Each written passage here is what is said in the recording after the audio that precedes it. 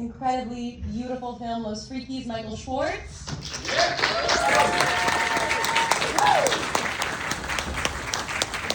And next, a man who needs really no introduction. Everyone please give a warm welcome to Ben Stiller.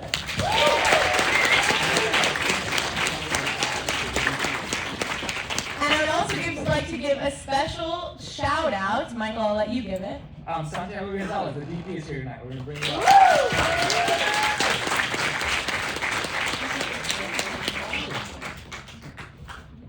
That was incredible. Mm-hmm. Another round of applause. So beautiful. Kind of hard to I think when you see something that's that emotional and visceral, it's hard to just sort of talk about it right afterwards. But when I was a kid, can you hear me? Yeah. When I was a kid, I went to a screening. My mom took me to a screening of a Costa Gavras movie. Costa Gavras was a Greek filmmaker, made Z, and this movie Missing was the movie. And my mom said, "Oh, my son wants to be a director," and then he looked at me and he said, "I wish you courage." Mm-hmm. And I feel like this movie embodies that. There's the movie, and then there's the process of actually getting the movie made, getting the movie to create it. And I can't imagine how difficult it's been to make this movie. First, before you talk about that, what was it how did you learn about this? What inspired you to tell the story? I have friends that are Cuban. They started talking about this story 7 years ago. It was before Peanut Butter Falcon had come out. Our experience with that one, Tyler and I, my writing and directing partner who's doing this in LA tonight, had never really wanted to be directors. I was an editor, I love editing. He was an actor and a writer. And Zach, the guy with Down syndrome, is the one that really brought us into the directing chair. He said, "Will you make a movie for me?" And we really enjoyed that. We don't come in, we're not the kind of directors that have a vision for something.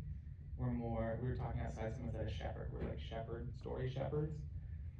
And for this one, it started to feel similar, that there was a group that we hadn't necessarily seen on film before. It was a story I hadn't necessarily seen before or heard anything similar. And it seemed like a story worth telling. I think all of us in some ways feel like outsiders, really drawn toward outsider stories. And there's something about the choice that we all have, where it's no matter how bad things can be, you're choosing friendship, you're choosing love, you're choosing family, regardless of the circumstances around you. And I thought this was a story that, when I first heard about it, felt like such a personification of that, where there is very little food, death is around the corner, and there's sort of that deal we sometimes make where it's the eternity for a short amount of good time, and what would you trade for a few good years, and just captured my interest. And there's such a feeling to me of authenticity, emotional authenticity, and just a world. How did you create that, both the script and then in making the film? So your movies, your two movies that I've seen are both beautiful. They're beautiful stories. They're emotionally, you're so connected, and then they're also visually really special too. And there's just a combination. The performances in this movie are incredible. How did you go about writing the script and eliciting these performances and telling the story?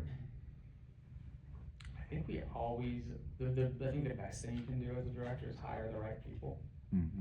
And Santi, we had a list of 100 DPs that we were going through, and some of them had trophies, and had won big awards. And Santi just cared. You could tell he cared. He wrote us a letter about how much he cared. His work was excellent. He'd done Beyonce music videos, but he'd never done a feature before. Your first feature, congrats. First feature. Yeah.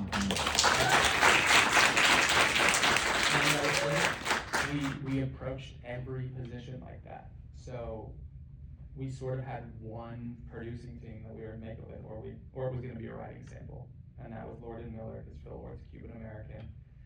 And there's a lot of very important conversation about who can tell what stories and how they're told.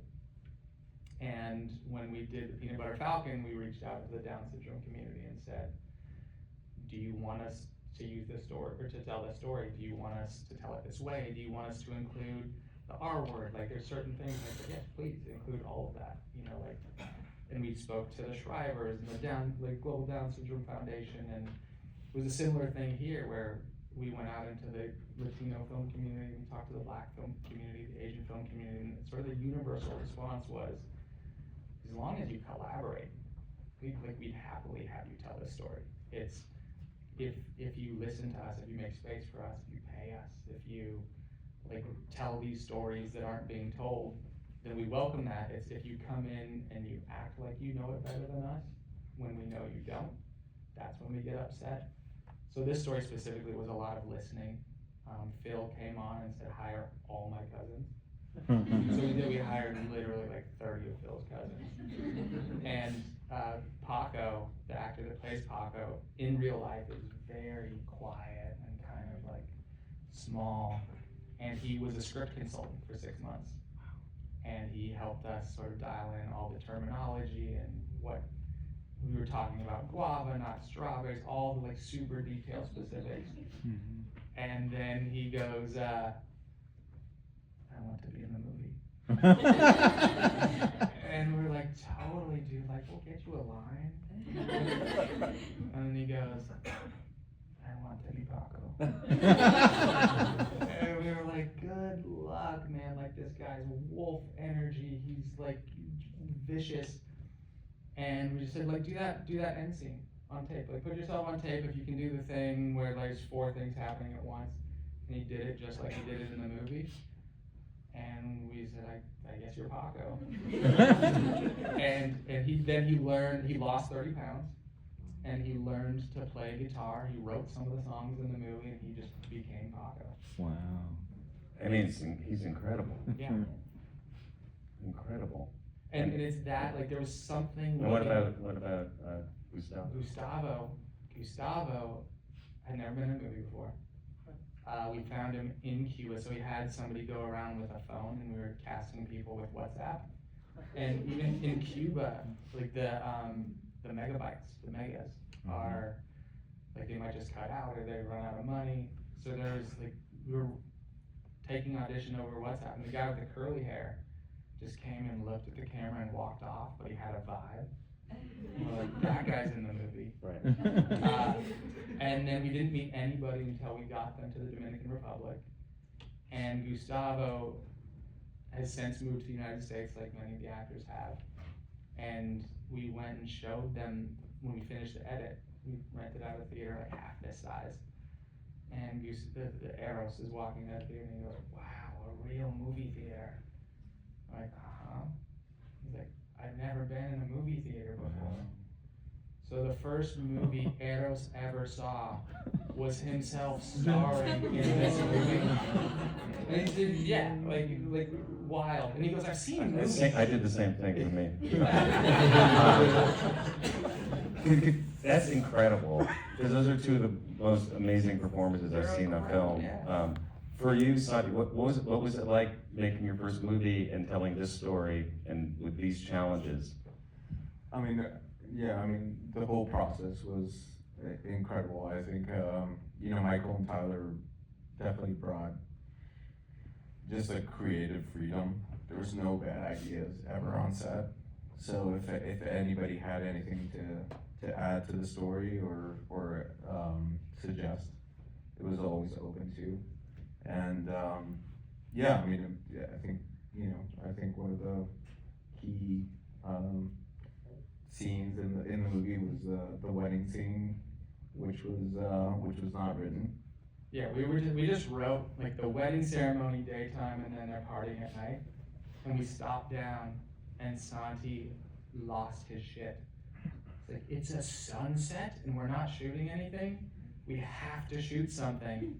And the cast had been singing like that every night at dinner. That's just like the Cuban thing is, you sing classic songs and hang out. So we're like, just do that, then you do a dinner. And Santi shot it, and it's now, when we were shooting it, I knew it was special because it was so unwritten and so natural and felt so special. And are you trying to do that throughout the shoot? Like trying to find these moments? Always trying to find, so we prep our asses off. Like all the beats for years are in there. And then when everybody knows, we make sure Santi knows, we make sure the producers know, the actors, editors are reading it. And then on the day, it's do what's written and then try and beat it. And if it's great, you use 1% of the footage you shoot, so it's great, it makes it in the movie. If it's bad, you just don't cut it in. But we're always trying to capture something special that's not written. And even just like the sequence when they're on the raft was really beautiful. And how did you even do that scene? I mean, Is that day for night? Is it Day for night. So, yeah, it was, well, originally it was day for day. Yeah. It was too dangerous to shoot it at night. We just didn't have the resources. And then I think it was the first time that I saw the film color corrected, that I saw it day for night, and I was just blown away by it. And It's really cool. I mean, I've never seen anything look like it. Didn't take you out of it, but it really had a feeling about it. And I think for authenticity's sake, it needed to be day for night. Yeah, it was like, if you're getting on a raft to leave Cuba, you're not doing it in the middle of the day. Right. And then we were doing it in the real ocean. There was, in the Dominican Republic where we shot it, they have like a 6 million gallon pool, but we couldn't afford it. Right. So we just went into the ocean, like a mile from the 6 million gallon pool that would be super safe. And we just put Santi on with like sandals. And he just like stood in the water and we shot it. Wow. But then Billy, the colorist, was able to bring it back, and then putting the buildings in the distance with the lights on is really what like finished the look. And yeah, I mean, there's so much to talk about in the movie. I mean, I was really taken by that line that Paco says at the end. It says, death is just, when you're out of doors, death is just another door. Yeah, it came from research. So there's like 100 articles about Los Frikis and documentaries and Dutch documentaries and Vice documentaries and podcasts, and that was a line that came from our research, and we were just like, oh my god. It's incredible. It's so profound, and I think you really captured in the beginning of the movie, for me, just the reality of what it is to live in a state that you don't have freedom and you're not allowed to do the things you want to do, and literally to the point where you can't exist. If you can't eat, you can't do anything. Yeah, the challenge was to set it up for, many people do know Cuban history, many people don't. So we were trying to write it for people that didn't know it and could get the essence without tasking them with too many things to remember. Because we could have spent 20 minutes on the fall of the Soviet Union and aid being cut off. And the challenge was to do it in a way that you could just understand it through feel. Yeah, I think it's very organic and it's very visceral, because we all know, some version of that, what the reality of the Cuba-America relationship is, and communism and Castro, but you just really made us feel that we were in this predicament that they were in from the beginning. And for some reason, for me, it just hit so hard, because you realize, okay, there is, to be forced to have to make a choice to, inject yourself with, HIV blood. As the best option. Like the actor that played the uncle that took them on the raft. He said, I was around in the 90s. I lost a lot of my friends on rafts. And if we're gonna be doing the scene, we need to do it with the reverence that, 80% of people that got on a raft died. That it sort of was a death sentence. And he was like, that was the thing he was super specific about, and everybody brought their story to it. And then I think Santi's camera work, and part of the reason we chose him is we wanted it to feel like a documentary and not overly movie. And Santi has sort of, as a director, when you're setting up a shot and it's dolly track, you know what it's gonna be. And when it's handheld, you just have to trust your cinematographer and your operator implicitly. and we knew that Santi could like chase the emotion and could chase the scene and have shots that looked cool without it being too movie. Yeah, I mean, you're just in it. You're in it, but it's also beautiful. And I mean, do you find that you developed a relationship with the actors? Were you operating, or did you have a? I was a camera. Right. So you're operating for most of it, and as when you're handheld, which a lot of it is handheld, not all of it, right? Most of it is. Most of it is the last scene. 80%. Yeah. But Yeah, I- last scene is intentionally locked off to feel Yeah. like even Yeah. more austere. yeah, the relationship that the camera operator and the actors have. No, I mean, it was amazing. I think that we developed a language as we went along. I think, the first week or so, I don't think everybody understood what we were doing. So there were scenes where I would, pick up a glance from somebody and motivate my camera to somebody that was off screen. And, later on they were like, is this what we're doing? You're just gonna whip hand to me? And I was just like, yeah, everybody has to be You gotta be ready. Everybody has to be ready, and everybody has to be acting at the same time. These people haven't, a lot of them haven't been in a movie. Yeah, I mean, not that they were turning it off, but yeah, most of them were in movies. There was also in one scene, he improvised, because we encouraged improv. He'd improvised I'm King of the World from Titanic, and then he was so upset because Titanic wasn't out yet in 1990. And he was so bummed, he's like, I just messed up the whole day, and I was like, dude, do you know how editing works? And he didn't, so we took him to the edit room. We had a hotel room that was editing, and his mind exploded. He's like, you don't just choose scenes? Like, he thought you just chose whole scenes and put them in sequence, and that's the movie. But to learn that, you have different takes and different options, and you don't have to have a line in there. So they really were coming in so naive, but they understood the heart of it. It was most important, and they didn't. Not everybody needs to understand all of it. Yeah. I mean, there were certain scenes where, some of the actors were like, oh, you're like the hand of God, because I would be shooting a scene and then I would grab them while they were acting and just push them into frame. Just this will be better. And so I was just pushing people into frame certain times, and they were like, oh, thanks so much, that was awesome. It's cool. There was a lot of silent touching because we never wanted to bust a take. So Santi was moving actors, and then he had either a backpack on with the camera or something, and I'd constantly be pulling him back, wider. Yeah. Incredible. Are there any questions? Yeah. Yes. Hi, my name's Adam. Just a fun fact, I happened to be at the American Museum of Natural History last night. Yeah. So, for a party, so. A+. Yeah, my question is what is the symbolism of the horse in the movie? It showed up several times. Yeah, the horse is sort of Gustavo's alone time. For me, I do a lot of my thinking and my growing and my changing of gears when I'm alone. And then we're always looking for a narrative, something that unlocks the next thing, even if it's just really small, so we don't end up with just a series of scenes. And Gustavo gaining confidence by gaining a relationship with this other animal sort of unlocks his ability to go from sort of a follower to a leader, both in the community and then in his sort of first love relationship. But it's an unlocking. Thank you. Yeah. Yes, sir. Actually, I'm gonna say something to all three of you. Yeah.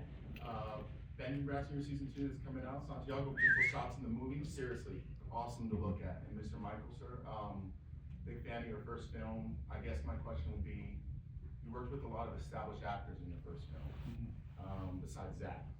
And then to work in this film with a lot of newer actors, I guess what was the learning curve taking from that first movie, working with people that probably, you could say minimal stuff to, and then having to speak to them in this one?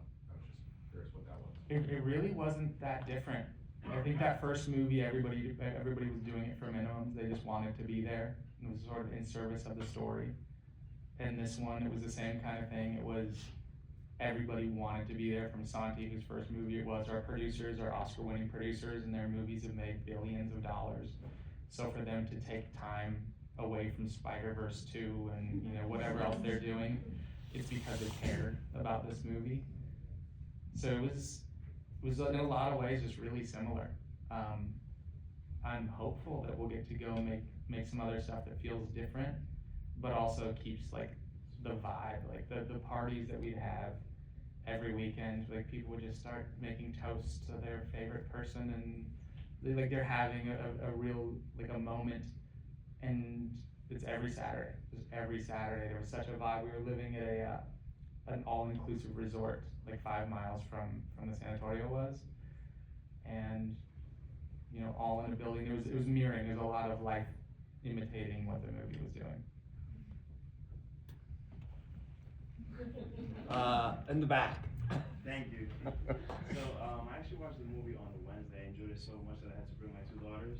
Thank you. Thank you. But on Wednesday, so it's like a 2-part question. I'm sorry. I'll make it fast.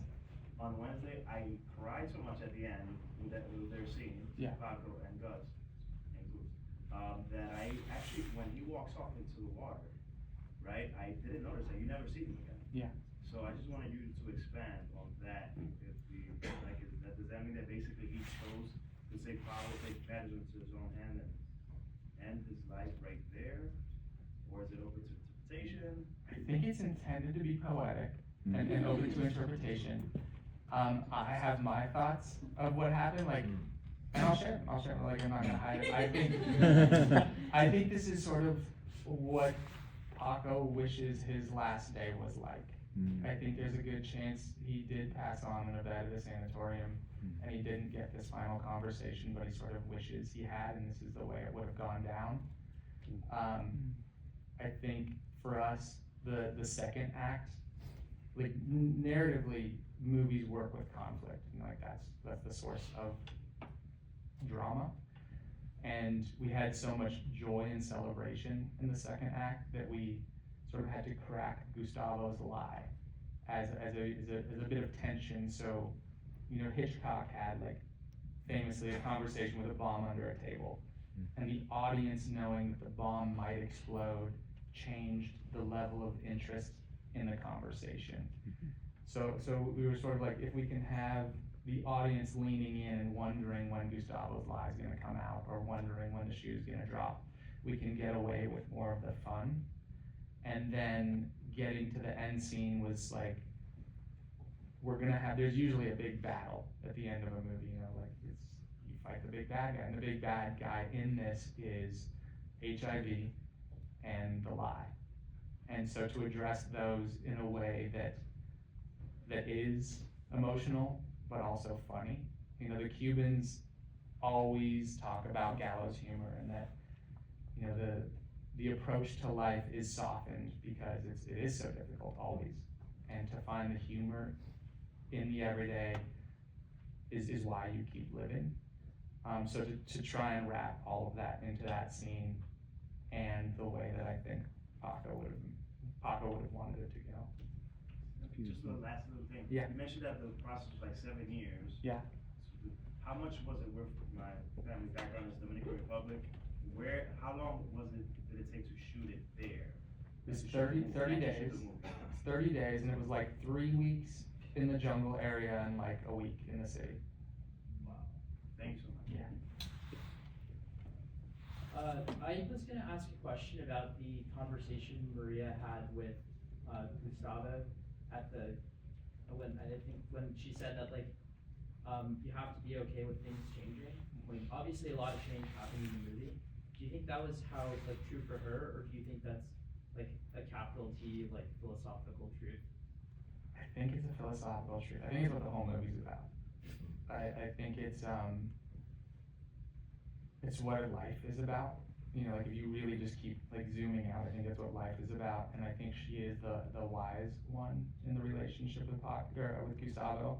I think Gustavo is young love.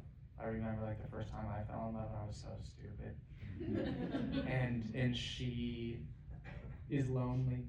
She's had her husband has left her. She's lost her brother, And I think she really did want to like reach out for a human touch. Like I think that's a very real thing.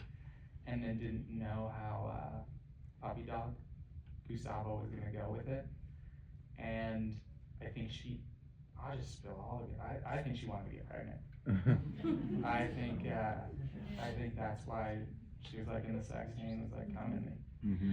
And I think she's going to take care of the baby. But for the audience, I think if we're in Gustavo's point of view, the whole movie is in Gustavo's point of view. I think not knowing, you've ever been ghosted, it's like the worst feeling. And even just a text like, hey, I'm not into this anymore. Like, you're fine, you're moving on. If you just don't hear anything, it's like the most consuming, terrible feeling. And so for the audience to have a portion of what Gustavo's feeling, I also didn't want to tell the audience where she's going, so they could, like, the biggest note that we get is, why didn't you tell us where Maria went? Like, that's the point. Like, you don't get to know because Gustavo didn't get to know. That happens in life. Yeah. Yes, it does. All right, I think we're at